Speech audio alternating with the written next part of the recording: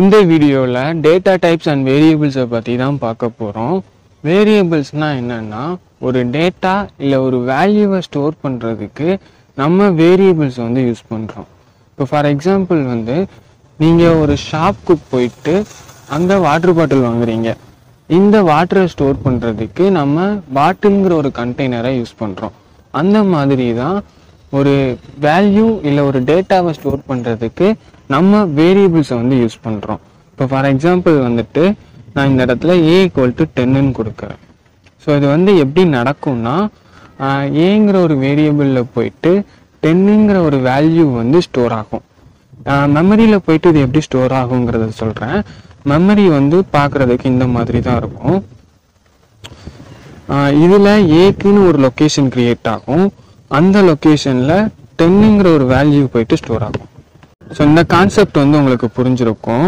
நெக்ஸ்ட்டாக வந்து வேரியபிள்ங்கிற நேமை எதுக்காக வச்சாங்க, ஸோ அதை பற்றி நான் சொல்கிறேன். இப்போ இந்த லைன் ஆஃப் கோடு ரெண்டாவது லைனில் வந்து நான் என்ன பண்ணுறேன்னா a = 12 வந்து நான் கொடுக்குறேன். நெக்ஸ்ட்டாக நான் அதை வந்து பிரிண்ட் பண்ணுறேன். இதில் 2 a வேல்யூஸ் வந்து இருக்குது. இதில் எந்த வேல்யூ வந்து பிரிண்ட் ஆகுங்கிறத நீங்கள் நினைக்கிறீங்க. ஸோ அதை வந்து கமெண்ட்டில் சொல்லுங்கள். இப்போ நான் அதை வந்து ரன் பண்ணுறேன். ஸோ நமக்கு வந்து 12ங்கிற அவுட்புட் வந்து கிடச்சிருக்கு. ஸோ இந்த இடத்துல என்ன நடக்குன்னா நம்மளோட மெமரி வந்து பார்க்கறதுக்கு இந்த மாதிரி தான் இருந்திருக்கும். ஸோ ஆல்ரெடி a = 10ங்கிற ஒரு வேல்யூ வந்து அந்த இடத்துல ஸ்டோர் ஆகிருக்கு. நான் அகெயின் என்ன பண்ணுறேன்னா அந்த 10ங்கிற வேல்யூவை 12 நான் ரீப்ளேஸ் பண்ணுறேன். ஸோ 12ங்கிற வேல்யூ ஏங்கிற மெமரியில் போயிட்டு ஸ்டோர் ஆகுது. ஸோ இதுதான் பேக்கெண்டில் நடக்குது. ஸோ ஒரு வாட்டி நம்மளோட வேரியபிள் அசைன் பண்ணிட்டோம்னா நம்மளால் அந்த வேரியபிளை சேஞ்ச் பண்ண முடியுது. ஸோ அதனால தான் வேரியபிள்ங்கிற நேமை வந்து வச்சுருக்காங்க.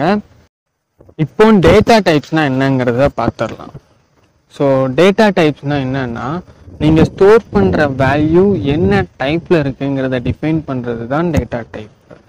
ஸோ இப்போ ஃபார் எக்ஸாம்பிள் வந்துட்டு நான் இந்த இடத்துல a = 10ன்னு கொடுத்துருக்கேன். ஸோ இது வந்து என்ன டேட்டா டைப்பில் வரும்னா நம்ம ஜென்ரலாக சொல்லணும்னா நம்பர்ஸ்ன்னு சொல்லலாம். பட் வந்து நம்ம ப்ரோக்ராம் லாஜிக்கில் சொல்லணும்னா நம்ம ஸ்டோர் பண்ணியிருக்கிறது வந்து ஒரு இன்டிஜர் டேட்டா டைப். ஸோ இந்த கான்செப்ட் வந்து நீங்கள் புரிஞ்சுக்கணுன்னா நம்ம ப்ரீவியஸாக எடுத்த அந்த வாட்டர் பாட்டில் எக்ஸாம்பிளே எடுத்துக்கலாம். இப்போது நீங்கள் அதில் வந்து வாட்டரை ஸ்டோர் பண்ணியிருந்தீங்கன்னா அது வந்து லிக்யூடுங்கிற டேட்டா டைப்பில் வரும். சப்போஸ் அதில் வந்து சம்திங் ஏதோ ஒரு கேஸை ஸ்டோர் பண்ணியிருந்தீங்கன்னா அது வந்து கேஸுங்கிற டேட்டா டைப்பில் வரும். சப்போஸ் அதில் வந்து சம்திங் ஏதோ ஒரு சாண்ட் இல்லை சாலிடான ஏதோ ஒரு ஆப்ஜெக்டை வந்து நீங்கள் ஸ்டோர் பண்ணியிருந்தீங்கன்னா அது வந்து சாலிடுங்கிற டேட்டா டைப்பில் வந்து வரும். ஸோ அந்த மாதிரி தான் இங்கேயுமே டேட்டா டைப்ஸ் வந்து செப்பரேட் பண்ணியிருக்காங்க.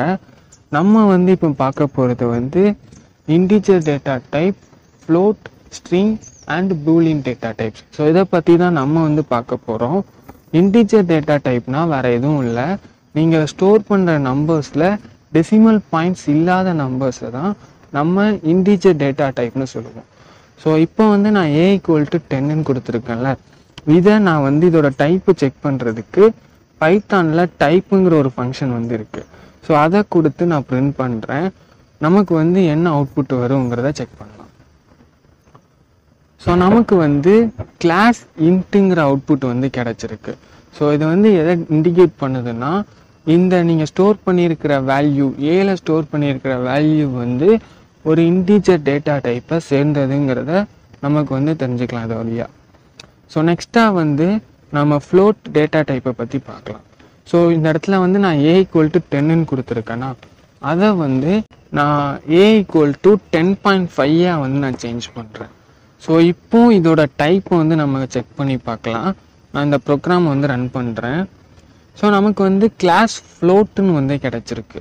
ஸோ இது வந்து என்ன இண்டிகேட் பண்ணுதுன்னா இந்த ஏங்கிற வேரியபிளில் ஸ்டோர் பண்ணியிருக்கிற வேல்யூ வந்து ஃப்ளோட்டுங்கிற ஒரு டேட்டா டைப்பை சேர்ந்ததுங்கிறத இண்டிகேட் பண்ணுது.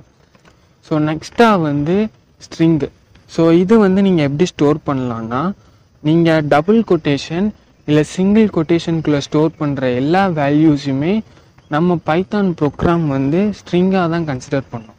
ஸோ இப்போ ஃபார் எக்ஸாம்பிள் வந்து நான் டபுள் கொட்டேஷனில் வந்து அருண்கிற நேம் வந்து கொடுக்குறேன். ஸோ இப்போது நான் இதை ரன் பண்ணுறேன், டைப் வந்து செக் பண்ணுறேன். ஸோ நமக்கு வந்து கிளாஸ் எஸ்டிஆர்னு அவுட்புட் வந்து கிடச்சிருக்கு. ஸோ இது வந்து எதை இண்டிகேட் பண்ணுதுன்னா, ஏங்கிற வேரியபிளில் ஸ்டோர் ஆன வேல்யூ வந்து ஒரு ஸ்ட்ரிங் டேட்டா டைப்பை சேர்ந்ததுங்கிறத இண்டிகேட் பண்ணுது.